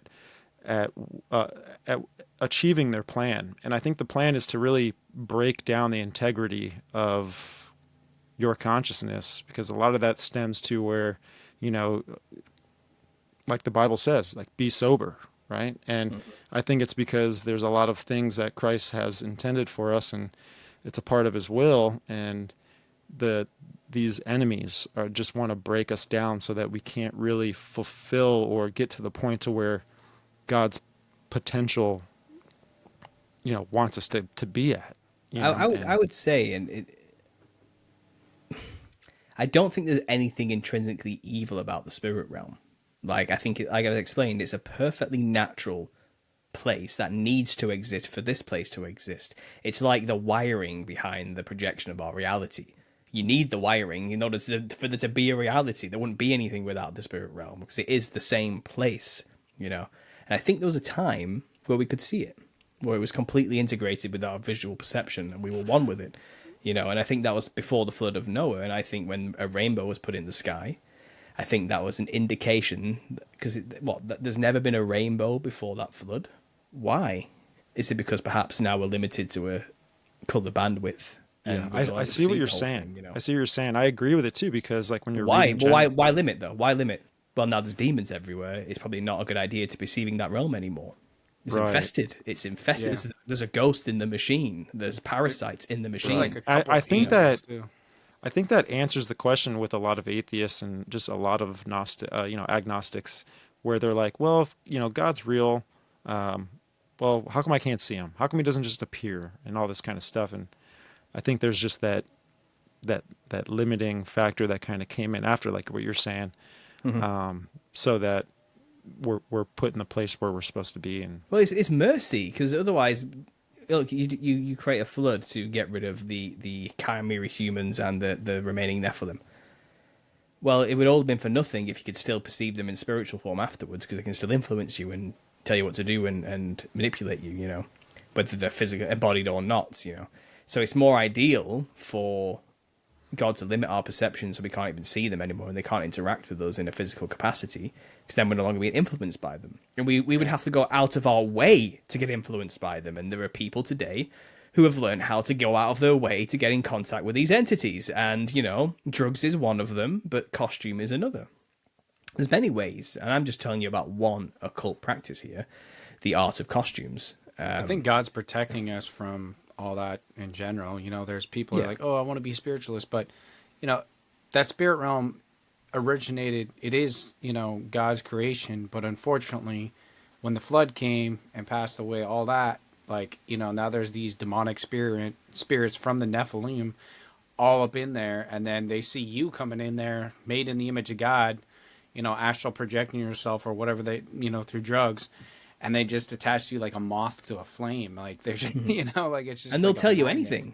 They'll tell you what you want to hear. Like, we're ascended masters from the fifth dimension here to help you reach your consciousness. We're from the future here to guide you in your next step of evolution. Or, I don't know, we're from the Pleiades galaxy. We're aliens here beaming straight to your consciousness to help you ascend to the fifth dimension.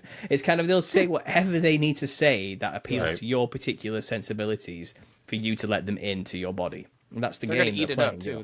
They love that, man. Like now, they're a great deception, and they're gonna eat that stuff up when these star gods come down again. Oh yeah, well, the New Age religion is prepping people for the eventuality where they can get these Nephilim spirits back to our side, and they're going to be posing as something else, like I said, interdimensionals probably, or aliens or something along those lines. But they're very terrestrial. They've been here a long time, and they have an agenda that they're working at, and they're very patient. They've got time. They've got nothing but time, in fact. They've been there for thousands of years, you know. They're not stupid. They know how we work. They know how we tick. They know what we want.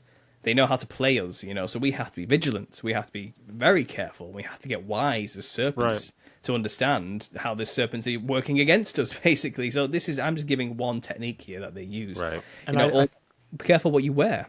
It means things, you know, it's important. I think this is the danger, too, of artificial intelligence. I wanted to get your thoughts on this because at least my perspective is that we're creating these vessels, we're creating these outlets for these Nephilim spirits to be able to, you know, one day live through or channel through.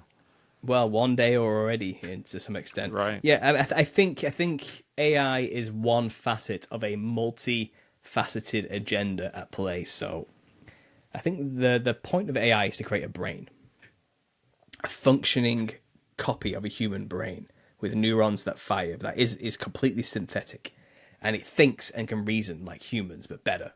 Far faster, far more. But it's going to be more of a computerized holographic brain of sorts, you know, but it functions like a brain. And then that brain can now house consciousness.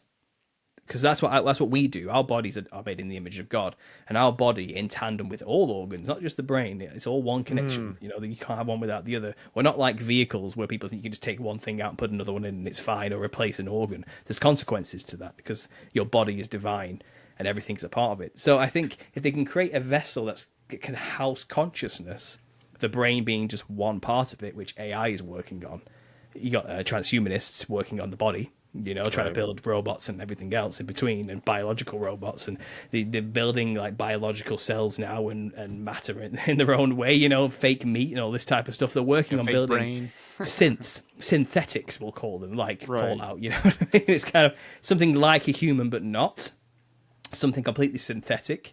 AI is just one facet of creating this new body, this new vessel to house consciousness, because the problem is with demons now, they keep coming into our vessels, but it's messy. They can't quite control us because we're in there with them. They can influence, and they can sometimes take full control, but I don't think it's as good as having their own body. And also, it's not optimal because we can cast them out at any moment as soon as we realize the truth. And they're constantly being cast out and wandering in dry places again. It's like, I've got to do it again now. I've got to find another body, and they're sick of it, you know? So if we can give them, if the humans who are working with them in these agendas can give them a vessel that is simply just for them to be housed in, who's going to cast them out now? You know what I mean? Like, it's like, well, we probably still could externally, you know, but no one's in that vessel fighting with them anymore.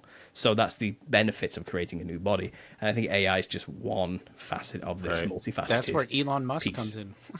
Oh, yeah. You know, he's going to give them robot bodies and everything, right? Well, I think Elon Musk is a bit of a fraud, to be honest. I don't think he does half the stuff he says he's doing. Oh, absolutely not. Especially if you play the game like Diablo and you're like level whatever. Yeah. He's like ranked top in the world. Like that game is way more. It's like so much more like sophisticated than. People behind the scenes of creating the technologies. He's just the front man who's supposedly doing it all, you know. But he's not guy. He spends his day playing video games while pretending to be a super genius, you know, on the media, on social media. Right. I think he's probably nothing like that, and I think it's just like, for example, you know, Trump isn't really in control. There's always a hidden hand behind everything. You know, it's like the same with Elon. He's not really the guy making rockets to Mars, even, which is questionable anyway, or making advancements in robotics, or he's such a genius, he created all these wonderful things like electric cars. There's other people doing that, you know, and it's nepotism he's just behind all of it, right? He's the figurehead. Yeah, he's the figurehead. He's just the guy who represents that. Right, was chosen for that position. It kind of brings it all together here when you talk about nepotism in Freemasons and how they all began as actors and musicians way back when. They're all actors. Yeah, even today, they signal it, right? Exactly. This is where I'm going with this. They signal to each other, and then we always talk. We bring this up almost every episode. We always talk about how Hollywood always tries to give you signals, and you talk about AI creating a brain. Makes me think of iRobot. Well, it became conscious and then tried to take over, killed its creator. Vicky and Eagle Eye and so on and so forth. And it just makes me Skynet. think it's these Freemasons, these people that have been running the show the whole time, kind of giving you insight on their plans. In a way, yeah. Well, I think there is a level of predictive programming. They want you to react a certain way when things like that do happen. So the films teach you how the proper way to react to those events actually is. There's that element. Some people think there's like a karmic element to it, where they have to tell you what their plan is before it happens, so they can karmically absolve themselves of any responsibility. So legally speaking, they're not in trouble from God. You made the choice, we told you, that type of thing. Karmic law, free will. But I think you can't pull the wool over God's eyes. I'm sorry. I think that's a joke. I don't think they've got any chance of pulling that off in reality. I used to think that as well. Yeah.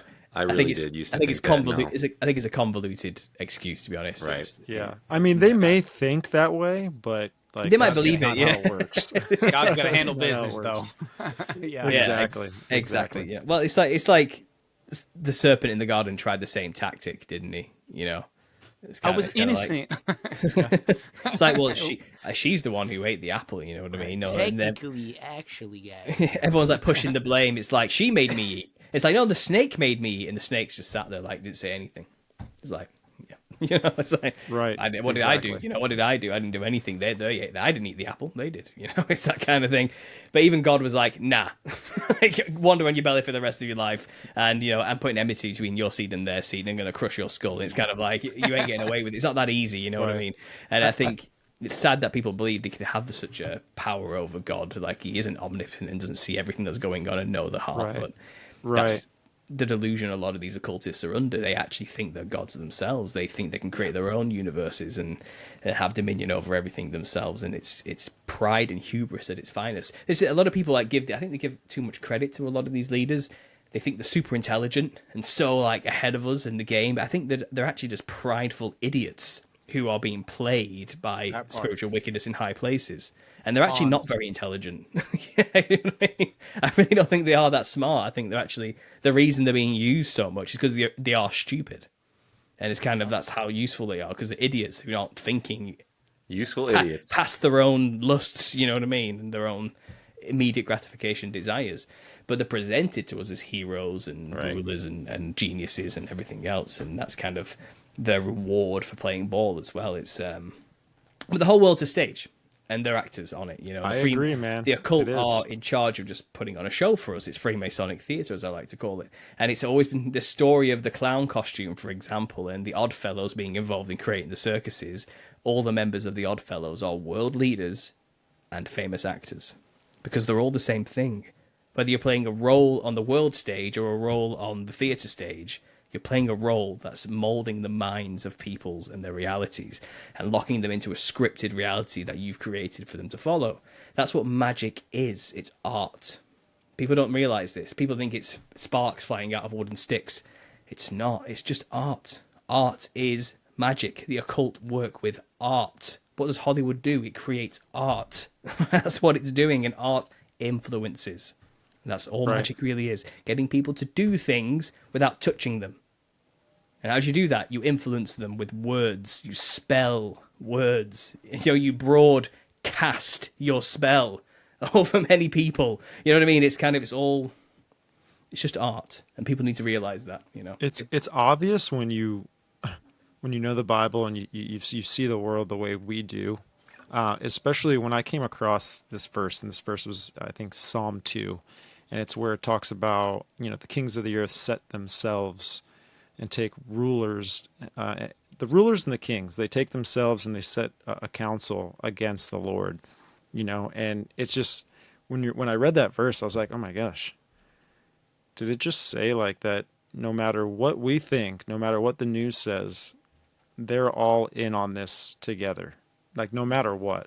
And it's blatantly obvious now, especially when we just seeing how everyone was fooled by, especially the good cop, bad cop strategy that we saw with the Democratic Party versus now the Republican Party coming in as like the heroes and the saviors and all this kind of stuff. It's just the good cop, bad cop idea, that kind of, you know, typology or whatever it is. Two wings of the same bird. Exactly. Yeah, and now look, now look what's going on, right? We have Project Stargate, right? $500 billion funding, which is, the biggest AI control or engine, basically Eagle Eye, that's going to be established in the United States. And they're preaching safety by it, and they're preaching, security by it, and all this kind of stuff. And another interesting thing is that Oracle is the AI that's going to be monitoring, or watch how many more cameras get put out on the streets or outside of businesses or corporations. And I think there's a big thing of censorship that might be coming. It kind of like, to touch on what you said earlier, where God is omniscient, right? Well, I think that the devil wants to do the same thing. He just can't. He doesn't have that luxury or that ability to do that, right? But he wants to be like the Most High, right? He wants to exalt himself above the stars, and he wants to be God. And I think in our reality, in our physical realm, time, space, matter, that's what that's going to look like, is AI governing, watching everything, being omniscient. I mean, it all starts with It's with anything data. I've learned. If anything I've learned, just being in the game for like a decade, the counterfeit to God's creation, which Lucifer and Satan and the adversary, whatever name you want to give them as a group, collective, or single entity, what they're trying to do, like I said, is be as God and proclaim themselves to be God on the throne of God above all, and be the God of this world. Their counterfeit is done through technology. That's how it's being done. They're trying to mimic what God can do with biology and quantum reality and way beyond anything physical, but they're trying to recreate a facsimile of that through technology. And that's trying to create the AI God. They're trying to create Skynet, and they're going to embody that, I believe, by putting these, iRobot looking things. Like, they're going to start introducing them to people's homes as like, oh, it's going to help, disabled people do this and that and that. They're going to slowly creep it into society, which they're already doing. And then they're just going to have a complete like AI brain within that thing walking amongst us. And it's going to be like, they're going to put us in these 15-minute cities. And then while that's going on, I think they're going to introduce like the Great Delusion with the whole alien deception thing too. It'll be one big.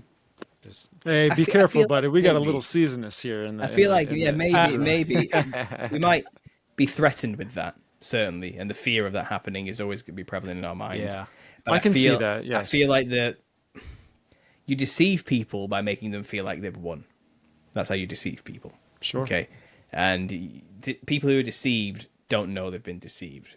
That's the point. They think everything's okay, everything's perfect, everything's as it should be, and I imagine the threat of all these horrible things, like living in the pod, eating the bugs, 15-minute cities. You will own nothing and be happy. All this type of stuff. You eat the bugs. Yeah, it's not going to come to fruition. Trump's going to bring in a golden age, don't you know? It's it's going to be the opposite. You're going to get given everything you ever wanted that counters all these horrible agendas we've been under threat by the liberal left wing, the globalists for so long. You know what I mean? Whatever it is, but it's kind of like it's a ghost. It's a boogeyman. It was built to fall. That's how these people do things, right? They build things to destroy them. Exactly. Yeah. So I think what we're going to get is a prosperous time of wonder, but that's the point. We'll be so invested in the world that we're going to forget about God, and that's when they've got us. Wow. So we have to be careful with this. We have to always keep eye out. The temptations are going to be what gets us. It's not going to be the tribulation like most people are waiting for and expecting. It's interesting. This whole little season thing is very interesting, and it's on the table for me, right? The way I see it is taking both of those concepts, right? You have tribulation, wrath, and then you've got the area where Satan is loosened out of prison, pretty much, and he goes out to deceive the nations yet again. Mm-hmm. He's just going in and doing the same agenda that he may have done in the tribulation time, too, when he goes ahead and does it to build the world to fight against God in the Battle of Armageddon. Mm-hmm. I think both concepts call for a one world currency. I think both call for a one world government. And I think both call for some type of one world belief system, if that's either a religion or whatever you want to call it. But I think both share properties where he's going to just come back and and all right, this is the plan. This is the plan because it works. He's right, picking for up him. where he left off. That's for sure. Sure. You know what I have a hunch with is, I'm sorry to cut you off, but it's just like, I think that golden age thing is what you're saying. It is going to be true. I do believe that, but I think we're going to have such a time of that, and people are going to get so invested into it that eventually when stuff does hit the fan, they're just going to pull the rug from everybody. But I don't know. What are your thoughts on that? Because this little season stuff to me is very interesting too. I've heard it. You know, we've had a couple of people on, and I keep an open mind with everything, you know. But I think we'll still get played out something similar to a tribulation style, a series of events. Absolutely. I think nothing's new under the sun still. And I think the devil doesn't have any new tricks. You know what I mean? I think he's got his old order tricks. out of chaos, right? And plus, don't forget, even if what I'm saying is true, that we are past all the tribulation that happened and the millennial reign's already happened and we're in the little season. He's trying to convince the world that we're still in tribulation, so he's going to make a lot of things happen that are going to look identical to tribulation come upon us. There's going to be wars, earthquakes in diverse places. The third of the sea is going to die.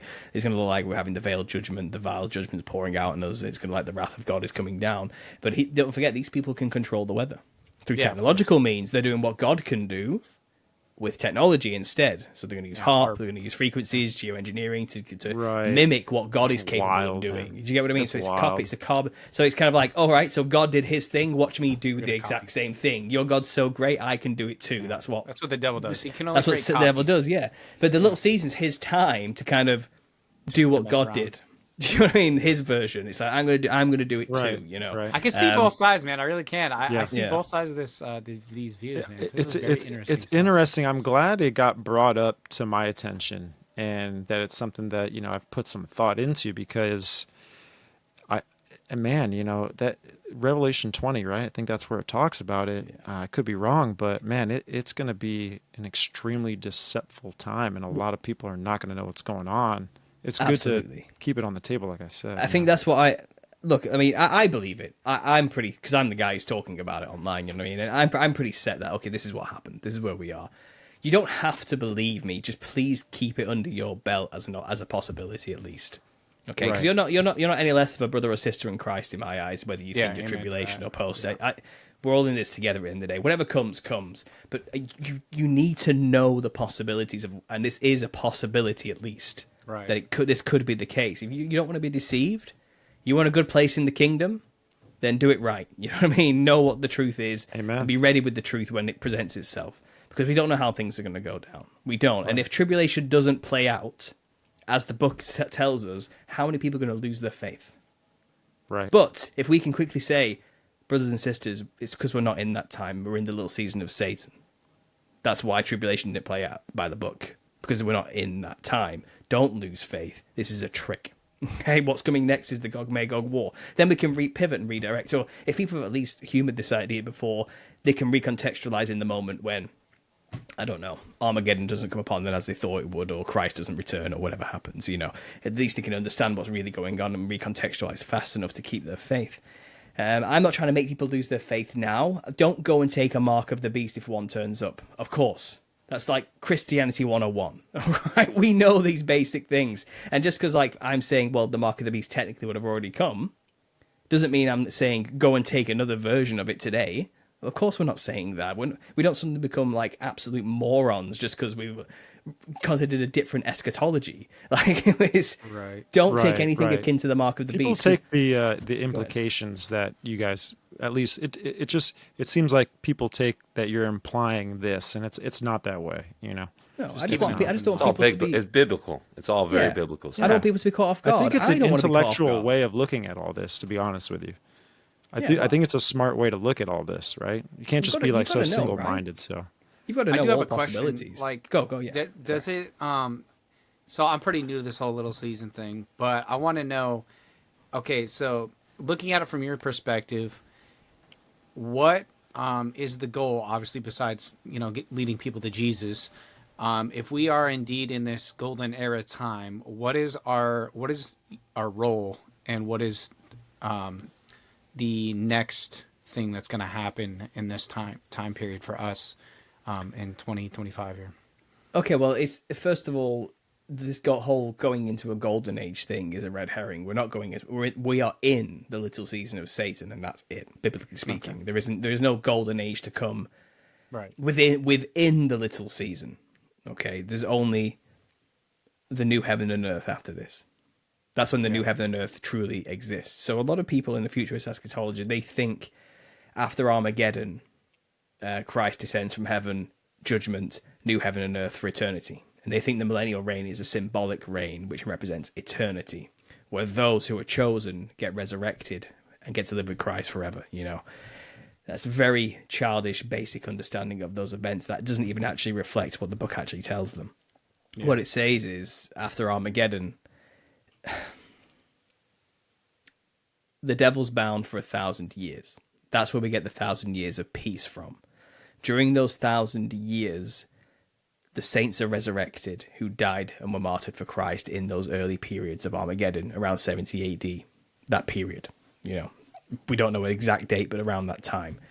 Mm-hmm. They get resurrected along with, you know, the apostles and everyone throughout history who died in Christ, you know, and all the saints. We're talking about the people with the halos represented on all the churches, you know, saints, martyrs for Christ. They get to reign with Christ for 1,000 years over the survivors of tribulation, which will be like 10%, if that. You know, and they have to rebuild civilization for 1,000 years. But it's a time of peace where the devil isn't around anymore. It's a true golden age where humanity is no longer held back by the adversary, whispering in people's ears, turning kingdoms against each other, you know, and bringing out the worst in people, tempting people. It's done with. All you've got are the saints and Christ ruling over people, quite literally directing them in the correct way to be. It's a kingdom. It's not a democracy. You know, but the king is the son of God. He doesn't get much better than that, more righteous than that, more fair than that. You know what I mean? Mm-hmm. And that's 1,000 years. That's the millennial reign that people want. It's the 1,000 years of Satan being locked up. But it does say when the 1,000 years has ended, it's there in black and white. It ends. Right. It's not eternal. That particular time period runs out. The devil is let loose for a short season. And he goes to the four corners of the earth to gather an army whose number is of the sands of the sea, Gog and Magog, to make war with the beloved city, and to march up the breadth of the earth and surround the camp of saints, to which fire rains down from heaven, as the holy city, New Jerusalem, descends, and they all get destroyed. Everyone who made war with the camp of saints, somewhere on earth, wherever that is, who joined Satan's army, who was deceived to join his army, they all get obliterated by fire. And that's it then. New Jerusalem descends from heaven, judgment. All the dead are resurrected. Everyone who's ever lived throughout all existence. World War Z, baby. From the start to the beginning is before the great white throne of God. But obviously there's the judgment seat with Christ if you were covered in the blood of the Lamb as well. Everyone gets judged on their works by that point, it says. Now you have to understand, everybody, including Christians, get judged on their works. But as long as you're covered by the blood of Christ, you're just getting judged on where you get to be in the kingdom. You're still saved. But everyone else is getting judged by the law. And they all failed. And they don't have the covering of Christ to protect them for what's coming next. Interesting. And that's what the I tell you what, we're gonna get you on for another show, and we got to get down to the bottom of this. Yeah. I did get in touch with JT. He's another guy who kind of puts out content about this topic. So yeah, I think it's very interesting. I want to talk about it more with you guys, and so we'll have to set that up in the future. But everyone, Paul Stobbs, Paul, let them know where they can find you and your book as well. Sure. Well, like I said, when it comes to this book, we only scratched the surface today. Again, it keeps going and going and going and going. I've done hundreds of podcasts fleshing this out. If you go to my channel, the Nephilim Look Like Clowns playlist, you'll find there's a lot of them there where there's images to back up everything I'm saying. Yeah, I've been doing this for like over 8 years with this topic, so there's a lot of content out there. You can watch the 44-episode series as well, which is more succinct. The more later episodes are way better than the first episodes. The first episodes are the ramblings of a madman who's just discovered something for the first time. But the later episodes are way more refined and put together, and I'm writing the book by that point, so you can see it clearly in the work. So go check out the series, work backwards, maybe, rather from episode 1, start with 44 instead. So that's that work. If you want to go check that out, you can get the book on Amazon. It looks like this. You can't miss it. But yeah, I'm also the guy who's known for the millennial reign stuff, which we touched on again today. JT, Joe is my bro. We're together on Instagram chat all the time with Vitali. We've collaborated on this many times. It's a growing movement. We're doing it humbly. We're doing it with an open mind. We're not saying we know it all. We certainly don't. We're ironing it out. We have theories and ideas, but it's based on the words of Jesus himself. That's why we do this. Okay, we're not just making this up, and it is biblically grounded. Okay, it just goes against everything you've been taught in church. That's all. So we're conspiracy theorists first and foremost. Well, I'm a Christian first and foremost, but conspiracy theorist comes a very close second, and that changes Christianity when you're a conspiracy theorist, and you will end up where we are if you're really looking. I will say that much. But just check it out. I've got a playlist of that as well. And I suppose that's all I can really say for now. I guess I'll come back and we'll discuss the little season sometime. Absolutely, man. Absolutely. Sounds good, man. Well, thank you for expressing your book with us in a little 2-part little series here. And I think we sold it good enough for people to go out there and really check it out and give it a read and dig deeper into the topics that we talked about. But, again, brother, appreciate you coming on. And, we'll see you in the future. All right. Thanks for having me, guys. God bless. All right, man. Biblical Hitmen Debrief. Wow. No, thanks, Paul, man. Wow. Another banger, brother. And awesome stuff. Dude, I didn't know the clown history was so in-depth like that. Incredible, bro. Yeah. It was awesome. And my gosh, he must memorize his book because he is awesome at sending this message across. But what I am a little sad about, I'm not down. I'm just sad. It's I wanted to see the cave paintings, man. Oh yeah. I want to see the cave paintings, but I've heard him in other shows where he does show that these cultures have drawings and other kinds of written and down evidence of petroglyphs, right? Petroglyphs and all this kind of stuff to where it does resemble that these Nephilim look like clowns. And it's wild. And I think a big thing behind it is like when I brought up earlier in the show where these Nephilim were evil men. They were terrible. They were giants. There was a lot of violence in those days, the Bible calls it. And I think they were just eating people, and there was a lot of sacrifice. There was a lot of cannibalism, all that stuff, all of the above. Yep. And I think when they have these characteristics of pasty white skin and when they have red hair, right? And we see a lot of information where giants have red hair. Mm-hmm. And I think caves, Nevada. Right. Exactly. Even just the Kandahar, right? Kandahar. Yep. That there's just so much documentation that these giants look like this, and it just shows more to why clowns are pasty white and they have red on their nose, red around their mouth, and as a smile, right? Another thing too that's kind of wild that he brings up in his book as well is that he compares the seraphim with the clown image, and the fact that a seraphim being in the way reptilian and snake-like, where the way their smiles and their mouth bite is like a smile, right? So listen to this. We had Ronan on the other day. Ronan was telling us, and I watched his show today. Ronan was telling us that he had a dream that his wife was telling him to go out into the backyard and to kill the thing, but his wife was the demon. I really wonder what would have happened if he did go out there. Ooh, no. You know what I'm saying? No. That's just terrible. Another like paranormal. I didn't think of that. Crazy thing going on. But anyways, when he realized that his wife wasn't his wife and that he was in a dream state, and he went to punch his wife caught his hand, and her mouth split like this, like it's split like a serpent, like an adder, right? And her head opened up. And whose head opens up? Hold on a second. I'm connecting dots here.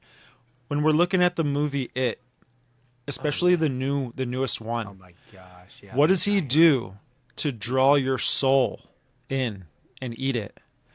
His mouth opens up wide, bro, like an adder. Like it splits from the side and it just opens up. And that's why I'm saying, man, you can see that these things are the same spirit. Just there's just different ways and different cultures and different periods in time that yeah, exactly. It's circular, right? So, dude, I love that episode. I really think there was more to talk about it, but I'm kind of happy with what we covered. Yeah, 100%. absolutely. I love how he covered the DMT. The spirit realm is necessary. He doesn't find it evil per se, but there are demons in the spirit realm, and he says it's important. It's the wiring for our realm wouldn't be here without the spirit realm. It was a very fascinating talk, dude. Seriously. Spirit realm is awesome, but there's a lot of demons right now. There's a lot of demons in that piece. Yeah. There's Nephilim that kind of died. They're trapped flood, in there, right? Yeah. Exactly. Well, hey, another episode in the books, boys. We got more to come. Folks, thank you for tuning in. We appreciate you being here. We really love our community. We really love our audience. If you're new, if you're returning, it doesn't matter. Smash that subscribe button. Turn on that notification bell. Indeed. Comment, like, and share the show. You can check us out on audio platforms right now. We're in a little bit of a catch-up mode with that, but we will catch up in time.